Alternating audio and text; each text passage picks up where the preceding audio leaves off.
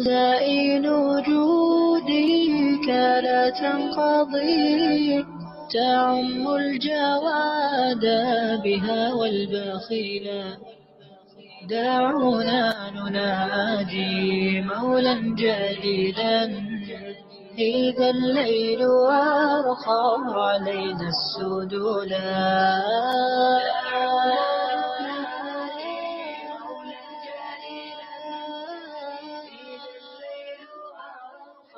علينا السدولا. دعونا نناجي مولا جليلا، إذا الليل أرخى علينا السدولا.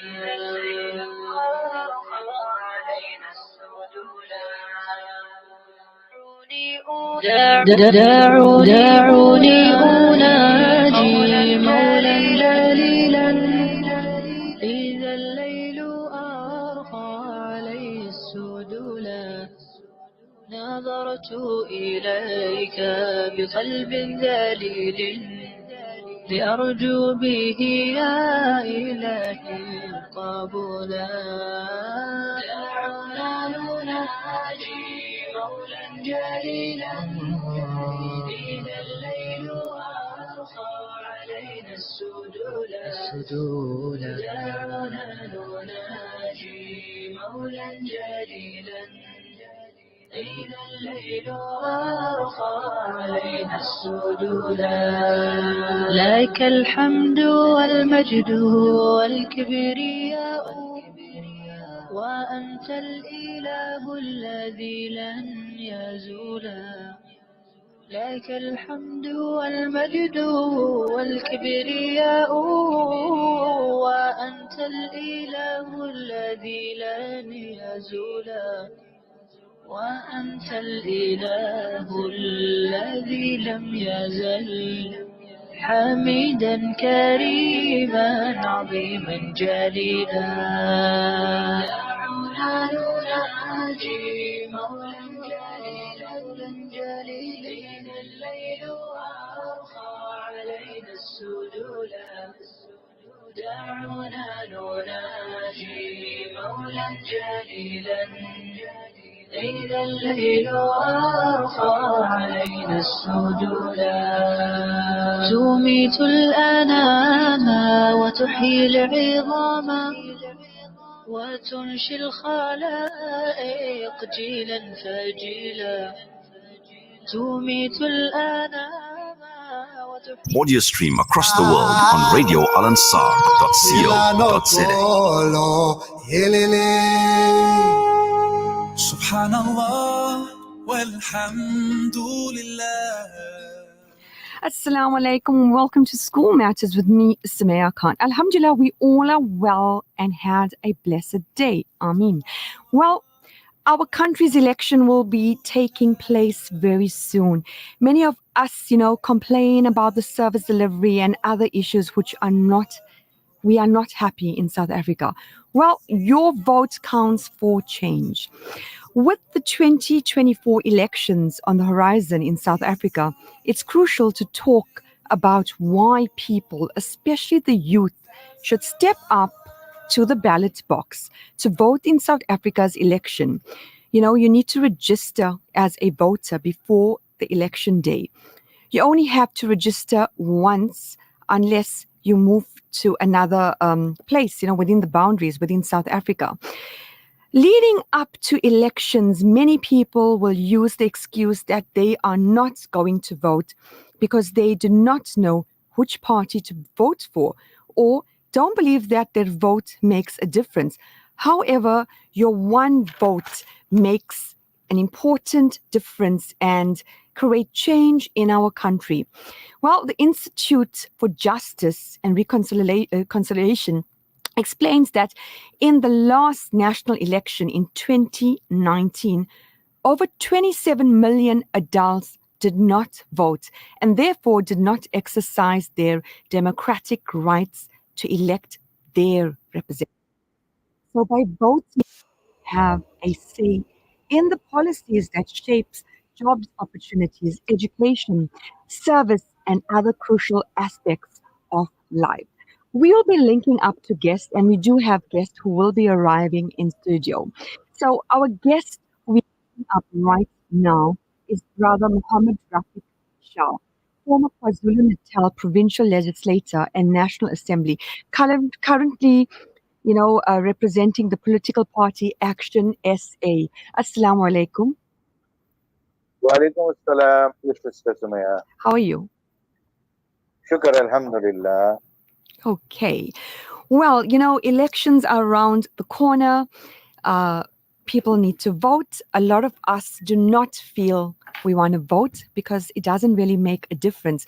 So you as Action SA, why would you say it's important to cast your vote, especially to encourage the youth? Okay. Let me be honest on the onset. I'm not going to ask people to vote for any particular party. I just want to actually stick to the subject, which is the importance and significance of voting. I think that would be fair. Don't you think? Yeah. Well, yeah, okay. these Now, are views. Sorry, Marv. These are views and opinions of us listeners. Yeah. Yes, I'll tell you why it is important to vote, and it is for several reasons. Okay, look, a lot of people died and struggled for decades so that we could have the freedom to express our choice, to exercise universal franchise, adult suffrage, so that we could go and put that view of ours on that piece of paper. Lots of people died for that. Mothers lost children, people lost limbs. So it would be like a betrayal to the memory of all that struggle to bring about the freedoms that we enjoy today. Okay, so it is a fundamental right in a democracy, and exercising it is a way to, directly participate in the democratic process of your country. Now, many people, I heard you saying now, many people out of frustration say, well, what's the purpose? What's the benefit of voting? Nothing ever changes. Well, I don't want anything to do with politics. Politics is a dirty game. Well, politics is only as dirty as the person that practices it. We need good leaders. If you want good leaders, people with sound integrity, then if you're a good person, why don't you get involved in politics? Huh? Because if you're only going to allow bad people to go there and you vote for the same bad people again and again, and then you think you're going to get a different outcome, it's not going to happen. Whether you like it or not, politicians make laws, policies, they develop regulations. So by voting, you may determine, the direction of your country, your province, or your community. You'll be able to influence the policies and decisions that may have a very profound impact on your daily life. So voting gives you that voice. See, Sumaya? It ensures that your opinions, your beliefs, and your values, whatever they are truly represented in government and within the corridors of power. Your vote will influence decisions which the government makes regarding education, regarding healthcare, the economy, security, and much, much, much, much more. And furthermore, voting will allow you, or it allows you, to hold elected officials accountable for their actions and policies. And most importantly, voting strengthens democracy. By participating in the elections, you have to maintain the health and the legitimacy of democratic systems. So I'm going to urge everybody. I'm not going to tell you to vote for me or for which party. I'm not saying that. I'm talking to you as an honest, committed South African citizen. I urge all of you, please don't sit at home and complain. The gutter is full, no lights, load shedding, this and that, and keep on complaining. But the day of voting, you choose you want to go and have a braai or you want to go to the beach. Well, then that's your problem. Voting is not an option. You see, if you want to get the crooked people, the corrupt and evil political leaders that you think they are, if you want them out, then that's not going to happen by sitting at home. Go and vote them out and vote for the person or party of your choice. Yeah. So, well, folks out there, listen and listen carefully. Not voting is not an option. If you don't vote, it is a vote for the corrupt. So you go and choose the person you think is nice. I'm not telling you who that is. I'm not saying me or anybody else. I'm just saying go out and exercise your democratic right. Finish and clap. Okay, Sumaya? Jazakallah so much for taking the time to link up with us. Assalamu alaikum. Walaikum. Well, why is it important for us to vote? Why should we encourage the youth? Well, our other guest in studio is Brother Imran Subrati. He wears many caps: a life coach, mentor, activist, honorary secretary for Amal Association of Muslim Accountants and Lawyers.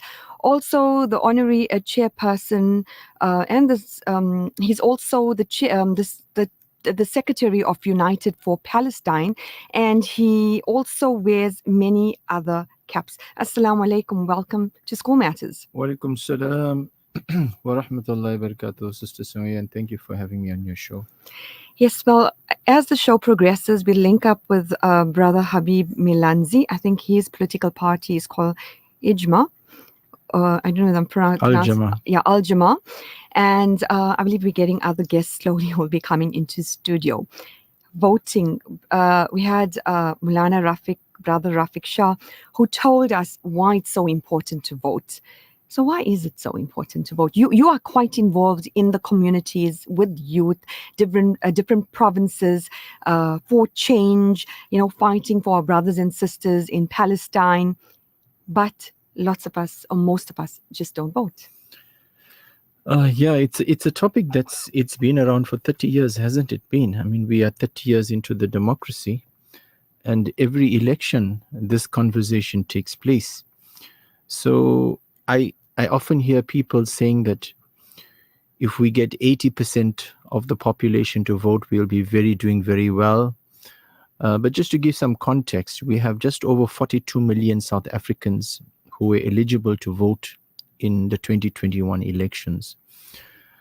And approximately at the moment, we got about 27 million people over that have registered to vote. So already you have a huge chunk of people, of the eligible voters, those who were over the age of 18, have basically, I can use the term, shirked their democratic responsibility. Now, can you imagine 42 million people could have made a decision for this country? But of that 42, I think it's 27.9. So let's just take 28 million. If my maths is correct, 14 million people chose not to register to vote. So maybe that's one third, approximately one third of the 42 million people decided, I don't want to be part of the solution of this country. I choose to be part of the problem. I don't want to be those who want to find solutions. I want to be those who want to complain, and I can do nothing. So that's the first thing. Now, of the 27 million that were registered in the last elections, in last local government elections, in about, say, 28 million. Yeah, 27 million adults did not vote. So we're registered now. Okay, so now of that, approximately, in the last election, approximately 20 million actually ended up voting. So in other words, we had 27 million went and did the whole thing, and they took the time out to go and register. Come the day, as Maulana Rafiq Shah decided, everyone's planning, 29th of May is a public holiday. We're going to make our pot of akni and we're going to the beach and we're having a beach party. Now again, we're shirking on our responsibilities. Now of that chunk, of the 27 that registered, only 20 million came. 7 did not come. Again, if you do the maths, that's one third. 3 sevens, 21. 4 sevens, 20. So 25% of them did not come to vote.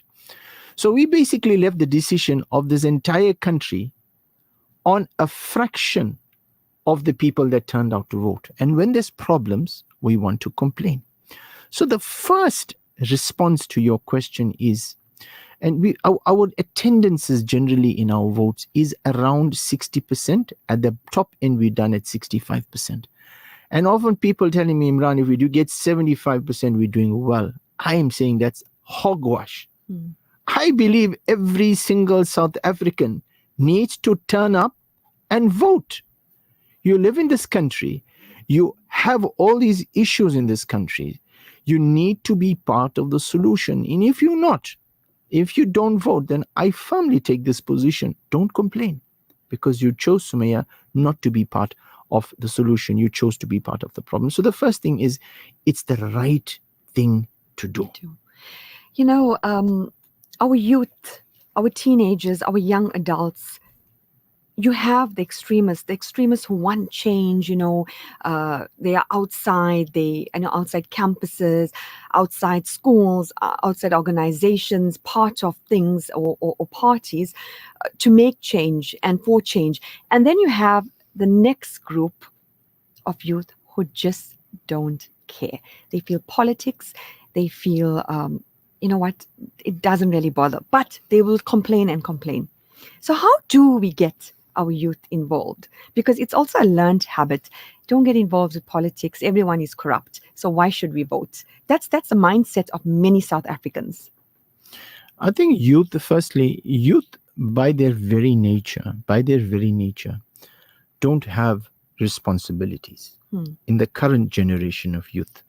The current generation of youth have not been raised in an environment of deprivation, where they have had a past of have-nots. Like myself and maybe to yourself, we were raised in a generation of apartheid. We were exposed to the challenges of apartheid in our schools. We were involved in strikes, in protest actions, etc.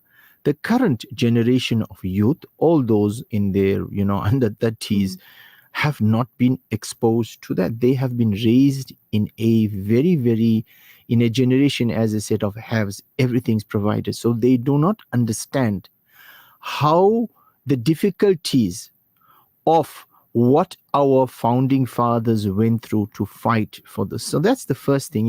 It's simply a case, if you don't earn something, you don't really appreciate it. Yeah. That's the first thing. It's about anything in life. It's a rule in life. If you never struggled, you don't know the value of money. You'll never know the value of money if you never struggled. But if you're a hustler and a puzzler and you grew up the hard way, when you have that money, you will value how you spend. So it's that culture we must acknowledge.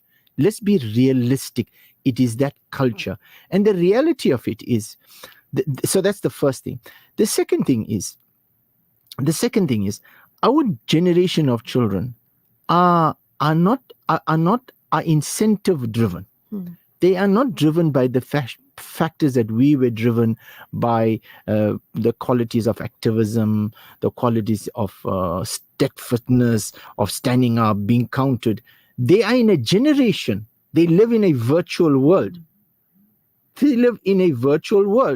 I mean, if I had to plan, if I was a youth, I'm just imagining if the old people are deciding to go to Sunkus, if there's clearly Sunkus and have a beach party, the youth would probably be partying, planning an Instagram or something they must be planning online. I'll sit the whole day and play with my games. This is the reality. I believe, Sumaya, what's needed is youth education. I think our children need to be educated. And I think there's a very significant factor that we need to talk to them about that's before us. And that is the issue of Palestine. And not only Palestine, the issue around the world, but primarily and especially Palestine, because Palestine is close to the hearts of everybody. And if you go around the world and you see what's happening around the world, and, Alhamdulillah, it's a great resurrection. It's a great recalibration of youth activism. I started off by saying that our current generation of youth and across the world are brought up in a generation of haves, not in a generation of have-nots. And it's great to see that around the world there is this resurrection and this activation of youth activism as they're standing out. So my appeal to the youth is, this vote that you have is something that is profoundly valued. I mean, imagine the child in Palestine. I mean, I gave a talk at one of the May Day rally on 1st of May at Curry's Fountain. And interestingly enough, I spoke a little bit about the employment conditions in Palestine of the Palestinians. And did you know that in Palestine, forget about having voting, leave all that out. A person in Palestine, in order for that person to be employed, he has to be over the age of 22 and married. So in other words, there is so much of pressure on young people. And then in Palestine, there is a concept called marriages for the sake of convenience, just to get a job, because I think the Zionists view you as being unstable if you're single. And I think secondly is they got one up on you. If you got a partner, then if you step out of line, they'll probably do something to your family. So youth around the world are struggling, especially in Palestine. It's not a Palestinian conversation, but I think that's a profound example for our youth to say, listen guys, let's get involved now more than ever. Why? Because there is, and let's be very honest about this, there is in our political space in the country, Palestine is playing a part in voters' choices. There are those groups, Sumaya, let's not be naive about this, that are saying, you know what, we cannot, and not calling this a genocide, despite what's happening in Rafah now. Rafah is on the verge of being bombed and annihilated. As I was coming and I saw a clip, I think it was one of the war ministers, I stand to correction, but he said, no, we're going to destroy the whole thing, destroy the infrastructure. Despite I've been told that Hamas agreeing to a ceasefire. So this is a profound reason why our youth should get involved, because your voice is needed to stand up for the youth and the children and the women and children of Palestine, and to ensure that those in our political space who are not sympathetic to the Palestinians, they don't have a space with us. The choice is yours, listeners. We are not telling you who to vote, but we are giving you all the information so you can make the right choice. We have Brother Mulana Habib Milanzi. His political party is Al Jama. Assalamu alaikum.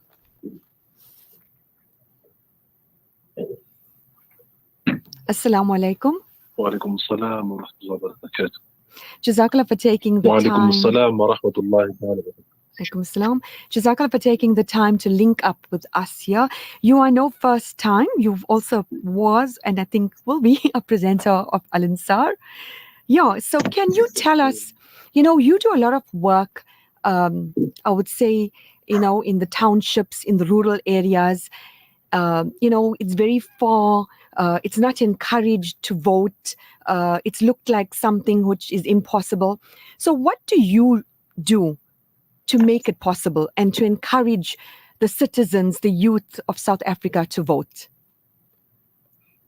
Bismillah ar-Rahman ar-Rahim. I would like to thank you, my sister Sumaya, and also our guest there.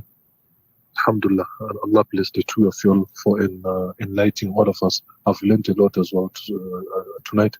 And greetings to all the listeners of Radio Ansar. Now, just to go quickly on your questions, subhanAllah, it's a very beautiful question, very simple that I've done. What I did is I did put trust in Allah, and also obviously they say you have a right with Allah and the right also with human beings. So I've tried my level best in acting upon those two, so that I can be entrusted by the people. So what I have done is I came into the community. I used to live in Overport as well. Then I left Overport because it has a lot of facilities and there's a lot of opportunities. So I said, no, let me go to Kwamashu and live there, subhanAllah, and start doing the work of Allah subhanahu wa ta'ala, without knowing that, subhanAllah, tomorrow I'll be ending up into these political parties that I'm in currently. I'm in Al Jama.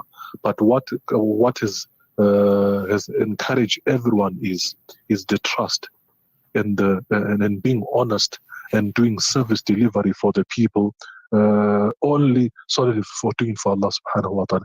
Then also when it comes to the youth, I've identified some of the problems that they are in, then tried my level best to help them into coming out from those problems and become better youth. So now that I've stood up for the elections, it was not very difficult for me to convince people. Everyone just wanted to vote for me, to an extent that I think last year I was called one day in one of the commercial voting stations. The day come here, there's a problem here. Then I was like, and that time I was in Overport, so I drove straight the voting station. Then everyone was like, yeah, yeah, yes, yes, yes. I was like, what's happening here? Then they were marching to say, no, we cannot go further with elections if this person's face is not here. We want to vote for him. So everything started by me doing, by me being honest and doing everything for the pleasure of Allah subhanahu wa ta'ala and servicing the people. Then I think that made it easier for me to lure anybody. When you speak about the youth, I can bring them now. When you speak about the old, I can bring them now. Why? Because of the work that I've done and supported, yes, by all Muslim individuals and also institutions and organizations. No. Your journey hasn't been easy because you have faced many challenges, obstacles, but alhamdulillah, you make it possible. Yes, it was very, it was very difficult, Okay. Especially Okay. Okay, I think we are having some network problems, but that was Habib Melanzi from Al Jama Party. Yes, he's someone who's, busy, especially with those who don't know what to do. Our other guest in studio who walked in very soon is Brother Abdul Balodia, Chairman of United for Palestine and Overport Ratepayers Association. Assalamu alaikum. Wa alaikum salam wa rahmatullah. I think you guys, alhamdulillah, I think you guys should have your own show at Radio Al Ansar. And it's and the studios at Overport. I think so. Overport owes a lot to us, being involved with the Overport Ratepayers Association. Actually, this came up from a meeting. I was in a meeting right now with the council, with the council and the ward committee members, and regarding some IDP budgets and how we can improve our ward. So there's a lot of things that goes, behind the scene that people don't know. People might just think we're only involved into Palestine work, but we're also very committed into our ratepayers. And Brother Imran is also involved in the same struggle with us together. And we always say that people must always play their part in working with communities together to improve our areas. And we took a challenge as the Overport Ratepayers Association to say that if people can join hands and work together, you can make the area much better. So that's what we look at, and that's what we do. Like, just as I drove up and came now, I see like some of the residents in the area has got some bins lying out, and the guys are busy digging into the bins now. Yeah. So this should have never been left out in the first place, and community needs to play a role to do their part, because tomorrow morning comes and you find dirt lying all over. And who gets blamed? The municipality gets blamed, right? City gets blamed. Then you find that once the municipality is blamed, everybody else has a problem. But who created the problem? I think I heard Brother Imran using my favorite term. We are the solution and we are the problem. So people must choose which way they want to go. Sorry. You are involved in the communities with the people on the ground, so what are people's difficulties, obstacles. But what's your take? Why don't people want to vote? Really very sad, very, very sad reality. And I think, we've been pushing up agendas onto even our ratepayers groups, even onto our United for Palestine groups, that people must make sure they register and they must vote to have a voice. If you don't vote and you don't have a voice, there's nothing you're going to do. You cannot sit out there and complain, to say that we have an issue with service delivery, you have an issue with X, Y, and Z, when you haven't went and put your cross over there. And that's important. It's your right to do that. And this is actually very important for people to make sure when it comes to the 29th of May that they must go to the polling station. No picnics. No picnics. It's what? Trust me, this election, which is taking place, this year, 2020, in the year 2024 on the 29th of May, it's an election is so important for us all. Now I'm wearing the cap as United for Palestine. That if we lose if we lose certain sectors of, on the election side with regards to certain parties, then people are going to understand the freedom. People, it'll be a bit too late for people to understand freedom that you have and freedom that you had. Something comes to my mind. I actually spoke to some medical person. We're having a conversation. I won't mention his name. So, he mentioned to us, Brother Imran also witnessed it, by the way. He mentioned to us, I live in Reservoir Hills, and I left Reservoir Hills to go and live in Kloof. Cowies Hill. And Cowies Hill is run by, different ward committees, different areas, different sort of, organizations, and everything works like clockwork. Okay. He says, but, when I met, when we took Naledi Pendo and we went at the Sufi mosque, and when she came up there and she spoke, and also he's been following what's been happening with ICJ, and being a medical practitioner, stating that he knows the state of the country and he knows the state of the medical facilities that we see, that he notices. He says, but you know what? I don't have a choice. Because the only party I can vote for is the ruling party, and that's which we stand as United for Palestine. We stand for that, right? We stand for the ruling party. And the reason he stated that, because this is the party that stood up for humanity. And if you look at currently right now, we came up with a new, something new also. And I think a lot of people are losing the focus onto this area. If we look at the issues that's happening now in the US, where you find all the universities that's going on to boycotts and strikes, and there's a whole campaign going up for this free Palestine that's happened, that started off, which now we're tagging it as a new revolution. The new revolution has started, and it started off with the youngsters that now has stood up and stating to the government, which the American government now, that this is it, this is enough. We would not take this nonsense of you guys with the genocidal side of what you guys are doing, that's happening in Gaza. We would not be involved. And you know what? If you go and understand the students that's actually standing up, these are not normal.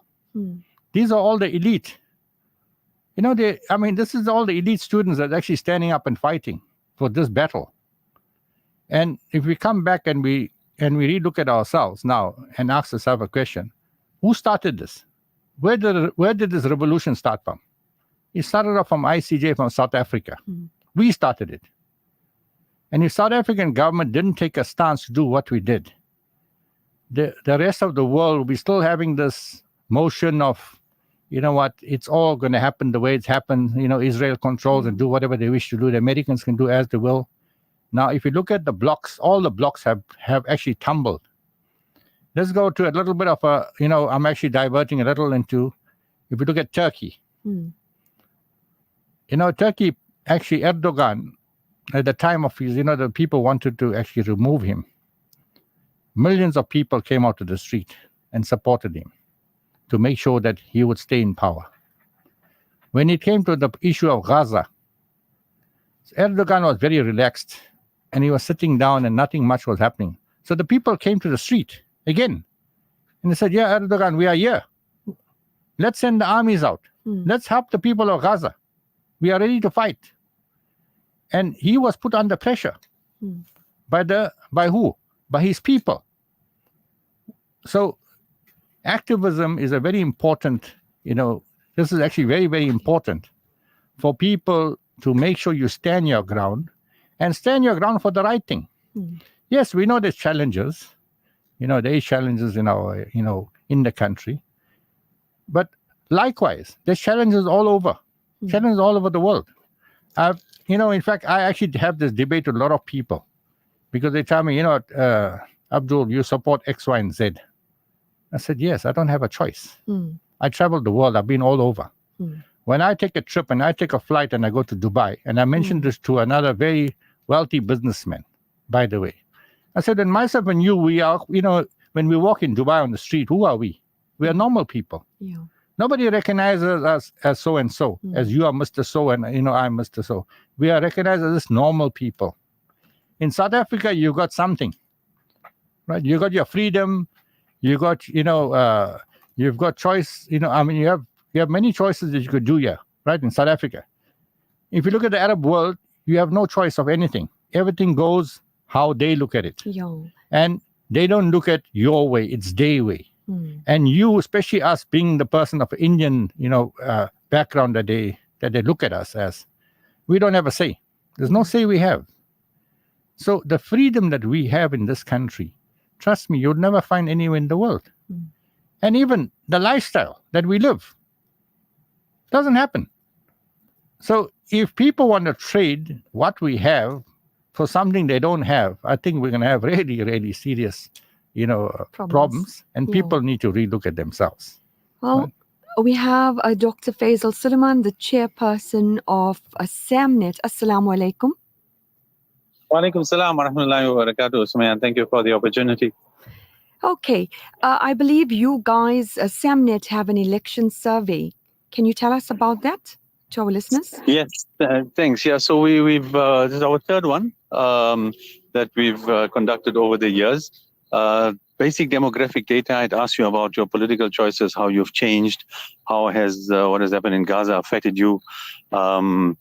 So it's really important that the larger the sample size, the more information, the more useful the information, and it will also give us and the politicians an indication. So let me give you some snapshots. At the moment, 65% of our respondents are saying, although they haven't voted for a Muslim party before, they see a need now, possibly for a Muslim party to do with minority rights.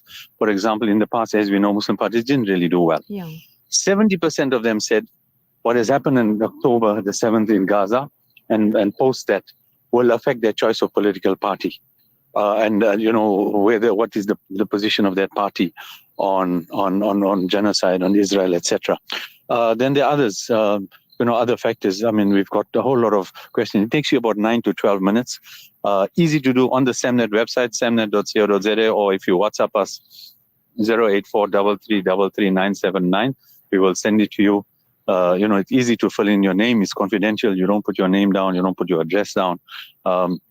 Anybody can fill it in. So that's the one thing, Sumaya, is that we really would like people, our listeners out there, give us your feedback. And we're giving questions. We give you an option. If you say wasting is a waste of time, it's all corrupt politicians, all are the same, we've given you that option as well. To say, if you're saying voting is haram, we want you to tell us why you think it's haram and what proposals do you make for Muslims to further the interest. So we've tried to cover, without making it too long, to gauge Muslim opinion on elections, on parties, how they've changed from your previous election to this election. And importantly, it's to raise awareness like we're doing now about the need to vote and to make informed choices about how you vote. Clearly, the dynamic has changed. Gaza and other things have changed the political dynamic of how we're voting.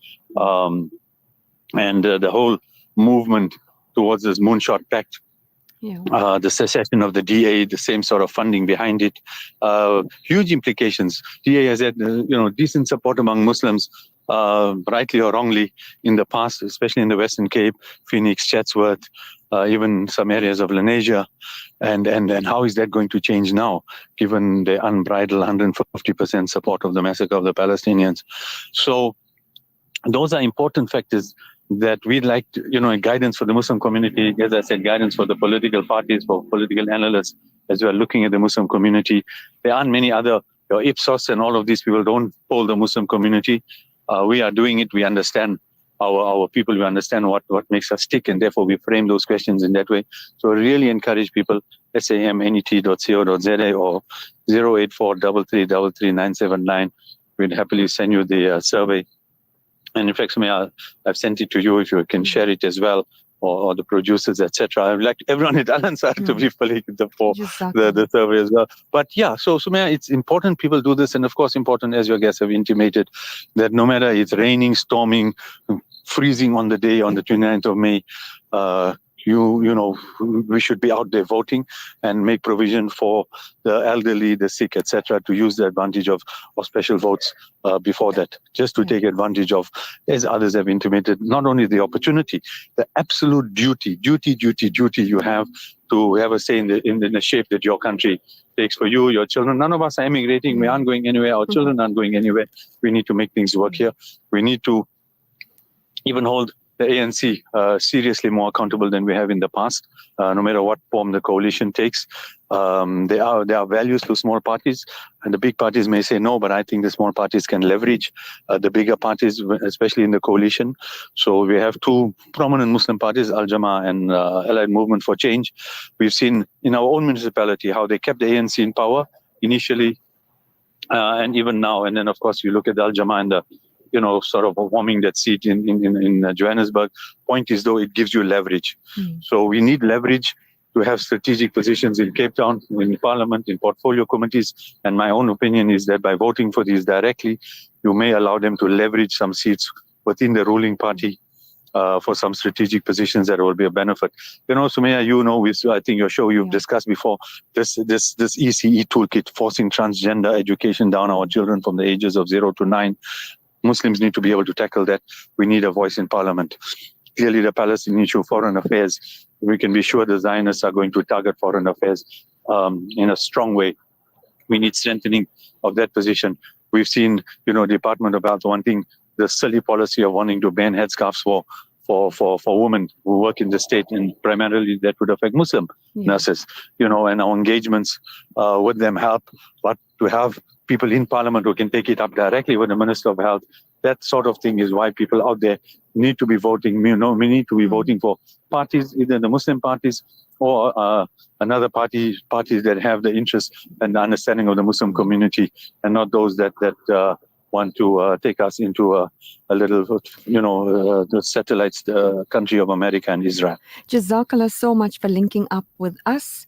And inshallah, yes, we will pass the survey around. So that was Dr. Faisal Suleiman from South African Muslims Association Network, SAMNet. Brother Subrati and Valodia, just say if people haven't registered, but they want to vote now. Unfortunately, it's not possible because the voters' roll, it's a requirement, it's a legal requirement that the voters' roll was finalized before the candidates were released and finalized. So they cannot, if you did not register, you cannot vote. Sumaya, let me allow us to quickly just go through, I just want to do some analysis of the last local government elections, which was in 2021, where we had the poorest turnout, I think just over 50%. And I just want to go through some of the reasons and the statistics. And I think two of these things are within our control. And I think if we get that right, then we can improve turnout. I think firstly, just to begin to understand, there hasn't been, this election has the most number of political parties, and now we've got independents. It's really a huge number of participants, and I shudder at the thought of what Parliament is going to be like if everyone gets into Parliament. Okay, so what it means is, therefore, is with so many parties, the vote is going to be stretched. Therefore, we need a substantial turnout. The average turnout has been about 65%. Many commentators are saying if we get 75% turnout, we'll be doing okay. Some are saying 80% of the ideal. But I don't believe anyone should be shirking the responsibilities. I believe everyone should be turning up and vote now more than ever before, because there are so many parties and the decision making is so crucial. Some of the reasons why there was like a drop cited in the surveys of in the last elections, local government, 34% of those who didn't attend said they were individual barriers. And I'm sharing this because then we can address these concerns now. In fact, almost 50% of this is within our control. So of that 50%, 34% said are individual barriers, not being in the registered voter district on the day of voting, A, 2, being at work, or C, being busy. So these three things, if we plan better, make sure we are in our voting district, if we need to get to work, get and vote early, take time off, and being busy is not an excuse. We need to plan our times better. So can you imagine 1/3 of the people who did not vote in the last elections, I would say just didn't plan their day better.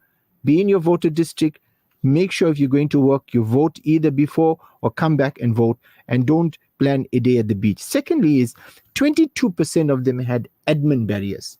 Admin barriers, and one of the most common admin barriers was not having an ID on the morning of voting. Now that is very simple. Now I understand, and maybe if your listeners can share with us what is going on, what is the department doing in terms of IDs for those who have lost their IDs, those who need their IDs. We still got 2 to 3 weeks to go.